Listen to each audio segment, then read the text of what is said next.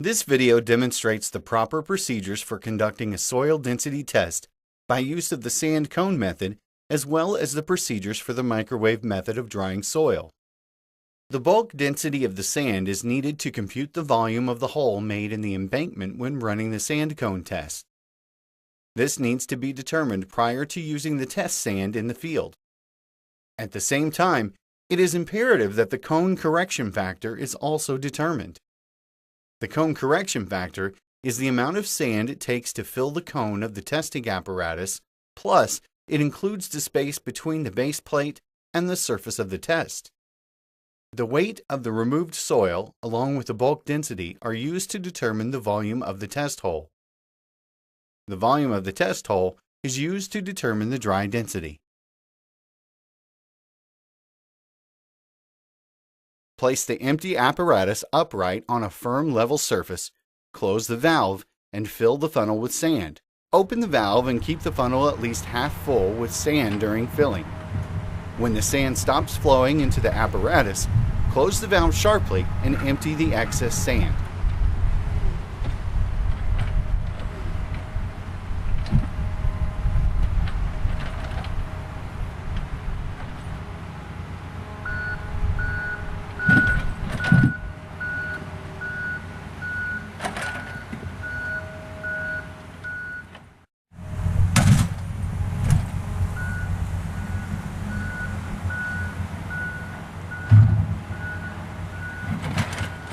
Determine and record the weight of the apparatus filled with sand.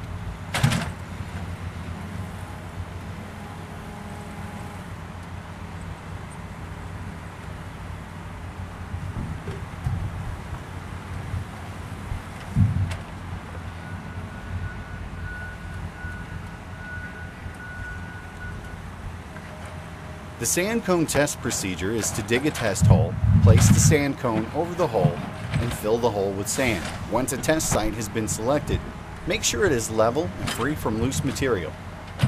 Place the base plate over the smooth area and securely fasten it down with the pins included in the compaction kit.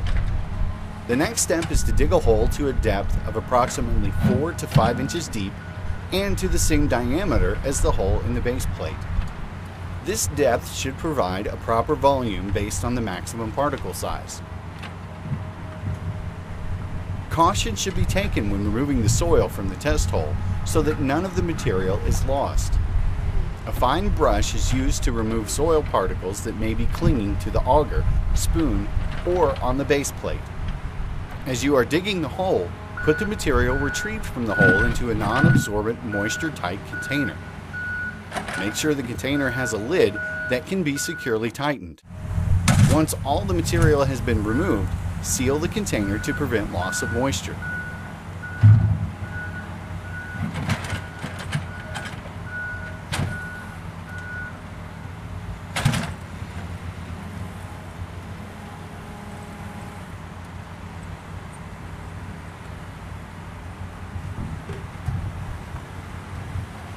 All of the soil, including any loose soil at the bottom of the hole, should be placed in the container. Great care must be taken to get the walls of the hole as smooth as possible, as this affects the volume measurement. Shape the bottom and sides of the test hole with the spoon used in removing the soil.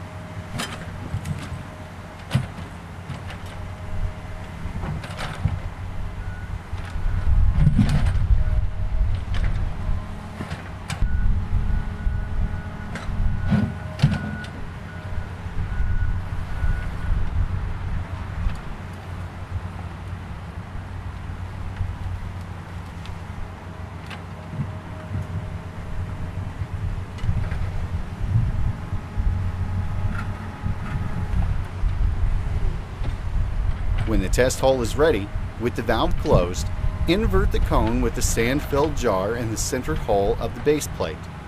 Open the valve so that sand flows down into the test hole. This part of the test should be done in such a way that the sand cone is free from any vibrations or disturbances during the flowing of the sand. Vibrations can affect the bulk density of the sand and decrease the accuracy of the test. Once the sand flow stops, close the valve and remove the sand cone apparatus.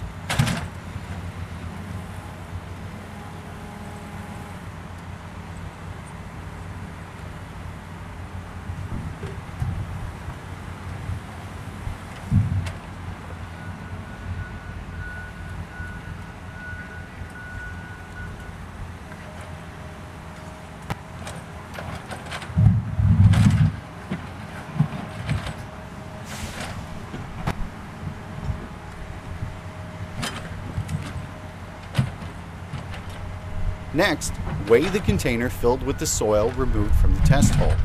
Record this weight.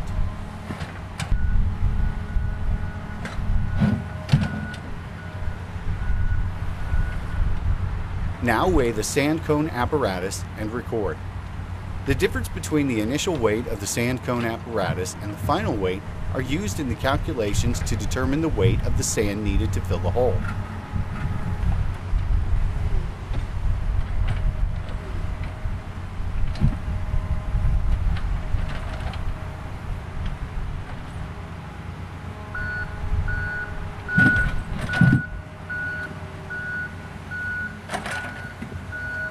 A previously determined cone calibration factor is also used to calculate the weight of the sand needed to fill the hole.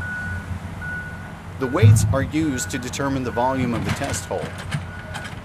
The volume of the test hole is used to determine the dry density. The next step demonstrated in this video is the procedure used to determine the moisture content of the soil by use of the microwave method of drying soil. Take between 300 to 500 grams of the soil sample taken from the hole. Place the sample in a microwave-safe container that has a known tare weight. Weigh and record. As shown in this video, the microwave method of drying soil is being run in the field at the test location. The microwave is being powered with the use of a portable generator.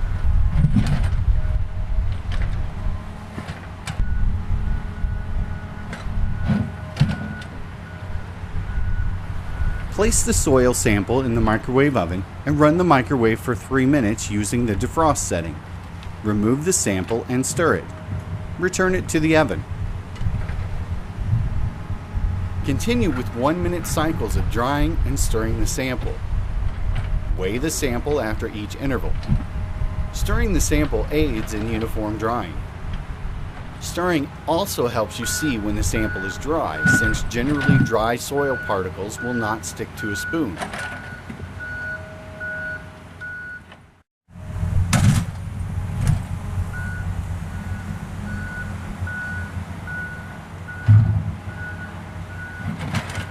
Continue drying until a constant weight is achieved. The time needed to achieve constant weight will vary depending on the type of soil, sample size, and the microwave. Complete the final calculations using the appropriate worksheet.